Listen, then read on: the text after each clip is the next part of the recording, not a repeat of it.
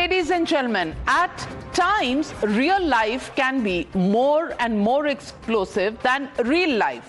While L2 Empuraan has been scoring well at the box office, it's hitting the high notes when it comes to the corridors of Rajniti. It's got drama, betrayal, politics, and even a mother's tears. Well, the film depicts the 2002 Gujarat riots and has stoked a full-blown political storm.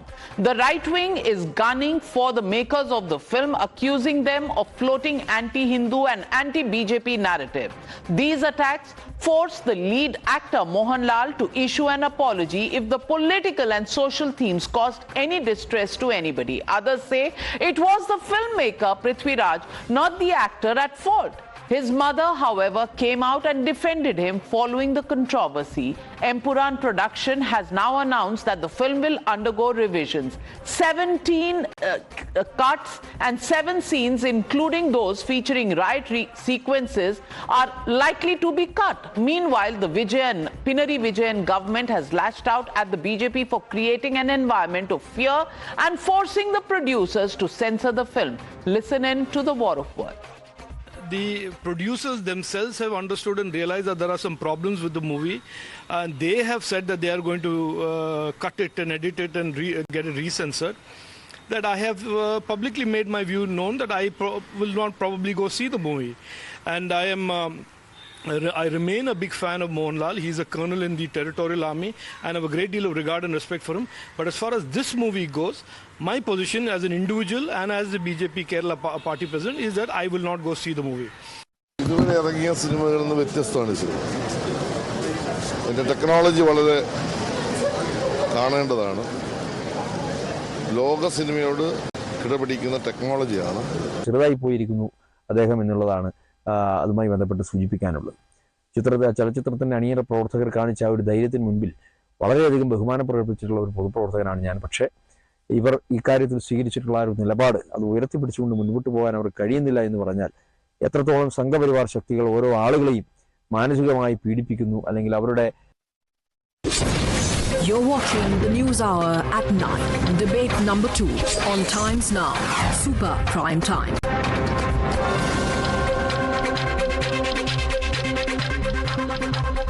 Joining the debate tonight, Professor Rakesh Sinha, author and former member of Parliament of the Rajya Sabha, Anand Ranganathan and Sanjay Jha continue to be with us. Vivek Srivastava, political analyst, supports the left party, is also joining the show. Professor Rakesh Sinha, I want to ask you, why is there a threat to anybody who's making a film, who's cracking a joke? Is it becoming now too much of interference by the ruling party by asking these questions? I want to ask you, it's a film, it talks about a certain specific era in the history of the country.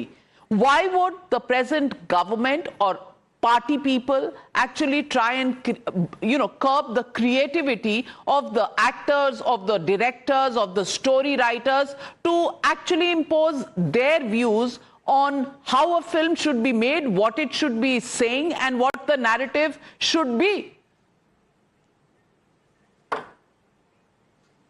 You know, the films are not the tools for the entertainment. It has a great role dissemination of idea, and it creates a harmonious society when it gives the creative idea. When it goes for a reactionary idea and a hidden motive behind the film, it becomes dangerous for this society. I'm telling about this particular film. It is trying to create a situation that the Hindus were responsible for the riots. It omits the Sabarmati Express where 59 Hindus were innocent Hindus were killed. Why it omits? If it wants to project the Gujarat riots, then it must have to mention, because Gujarat riot was in the reaction of the event which took place in the Sabarmati Express. Second important thing here is that in Kerala, Bharatiya Janata Party is expanding. The nationalist forces are making their support base. So CPM and other forces are being threatened. They have monopoly on the art, the field of art and literature in Malayalam film and art. They are misusing. I am really feel pity for Mohanlal ji. He's a great actor. He should not use his talent for such a hidden motive and hidden agenda. This is a completely motivated film. And I have a counter question. During 1922-23, 21 to 23, there was a Mopla riots. The Marxists call it a Mopla rebellion, but it was a riots. It was a conspiracy against the Hindus. Almost 10,000 Hindus were killed in Kerala. 10,000. 10,000 were missing. 20,000 injured. There was a report of the B.S. Munjay committee who led a civil rights committee in Mopla. Thousands of women were raped. No, but it is the story writer's freedom of which period he wants to make a film on. Why should he go into the 1920s when he wants to make it about the present generation, possibly more recent in history? How can you dictate that? And I want to ask this question of Vivek Srivastava. Vivek Srivastava, the question here is, political parties have erred on the side of clamping down on creativity. The BJP is not the first party to do so, neither it is the last party to do so, because the Congress has done it in the past. The left parties have had problems in the past. I want to ask you, when Professor Rakesh Sinha says Mohanlal ji has been caught, he's a man who's been in the film industry. He's done 470 odd films. Do you think he's such a novice that he didn't know and he didn't judge the script well? No, I think the script is not wrong, but the powers to be are discouraging. Therefore, the actor has decided to take a diplomatic middle path. That is what it is. It is not that he has realized that the script was wrong, or the story was wrong, or the picture was wrong. But he feels that he has to be in business. The producers have to be in business. So they said, why take a adversarial stand to the government? And therefore, let us just express our regret. And 7-8 scenes will sort of modify, and that's about it. Now, in a country where you have the culture of organizations like Karni Sena, Vishwa Hindu Parishad, Bajrang Dal, going about tearing the posters, stopping the movies from movie halls, and the central government and the various state governments where the BJP is in power sitting over there and clapping their hands. This is what happens when we question the historical truth of Chhawa. Tread carefully, my friend, tread carefully. The left parties have had their share. Mamata Banerjee has put cartoonists in jail. So, nobody is going to come out smelling of roses out of this, but Anand Ranganathan. Sometimes Kunal Kamra is a problem. Sometimes, beer biceps is a problem. And now the film is a problem. Are we going too far in trying to clamp down on creativity? Navika, when will we understand that the real problem is the Constitution and the First Amendment of it, brought by dictator Nehru, that gives every government the right to clamp down on freedom of speech? But first, the fact.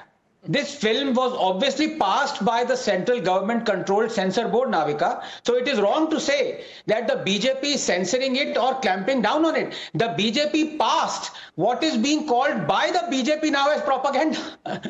Be that as it may, the film Empuraan is actually pure propaganda, and no surprise that the Kerala government is praising it. What else do you expect, Navika, in a state where the sitting Kerala Assembly Speaker A.N. Shamsheer publicly says what Hamas is doing against Israel is not terrorism but resistance?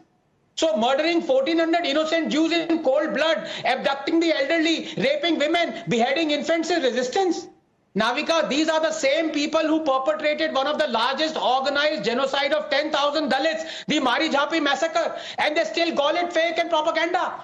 Fact is, Godhra train burning and the riots that followed sprung hundreds of conspiracy theories and thousands of activists who peddled them. Ultimately, each one of their lies was exposed, not in the least by the SIT and the courts. The film does not tell this. These fake activists called it a genocide against Muslims without ever mentioning that number of people killed in Gujarat riots following the Godhra train burning was 262 Hindus and 863 Muslims. 61 Hindus and 40 Muslims were killed in police firing. Of the 25,486 people identified as accused in the riot-related activities, 17,489 were Hindus, but 7,990 77 were Muslims. 98 relief camps were set up, of which 85 housed Muslim activists, but 13 were Hindu victims. We remember Pehlu Khan and Akhlaq, but do we remember Nilima, Jyoti, Prema, Jivi and 59 others? Sanjay Jha, please respond. You know, I don't think on either side anybody can take the high moral ground on this one.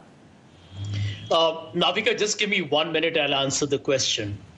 I understand that for the BJP and the right-wing ecosystem, Gujarat 2002 riots is a very, very, it's their Achilles heel, it's a soft spot, because the Supreme Court, by the way, I'm not quoting George Soros, the Supreme Court said that Emperor Nero fiddled while Rome burned. And I don't think I need to make any further statement on that. No, you need to because there is a judgment. There is a judgment of the Supreme Court that came. You've never believed in that judgment, but you believe in this particular observation that came, which is not even part of the judgment at the end. So Sanjay Jha, that is where the mischief comes in. But Navika, here it is, right? I will take 30 seconds, 1/5 the time taken by Mr. Ranganathan. I'm going to name to you a few films. Just tell me if they are propaganda films or original creative works of art. The Kashmir Files, The Kerala Story, PM Narendra Modi, Main Atal Hoon, Swatantra Vinayak Damodar Savarkar, The Vaccine War, Accident or Conspiracy Godhra, The Sabarmati Report, Article 370, Razakar, the accidental Prime Minister, Jahangir National University, Emergency, Uri, the surgical strike, Gandhi, Godse, the Tashkent files. I mean, what you have seen is that Bollywood today has been completely subsumed by this government to become a propaganda factory. Now, 30 seconds, Rakesh Sinhaji. Rakesh Sinhaji, 30 seconds. You'll have no answers. You know, we all know how Indira Gandhi treated the Andhi film. My main question is that what is the objective of this film? Is it the objective is to disseminate the truth, or objective is to blame the Hindus? Objective is to blame the present leadership of the Bharatiya Janata Party and nationalist forces. The objective is very clear. There is no ambiguity in the objective of the filmmaker. Therefore, they are now defensive, they are cutting the scenes, and had it been right, they should not have cut the But scenes. Then, when it has been cleared by the censor board, shouldn't this entire issue be put to rest?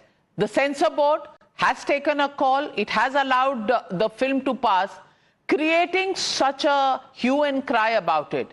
Is it really right post facto? It's a question all people dealing with creativity and creative freedom will ask tonight. We leave it at that. Thank you very much to all my panelists for joining me on the News Hour tonight. With that, it's a wrap on the News Hour. Good night, ladies and gentlemen, and I'll be back tomorrow at 9 p.m. on the News Hour.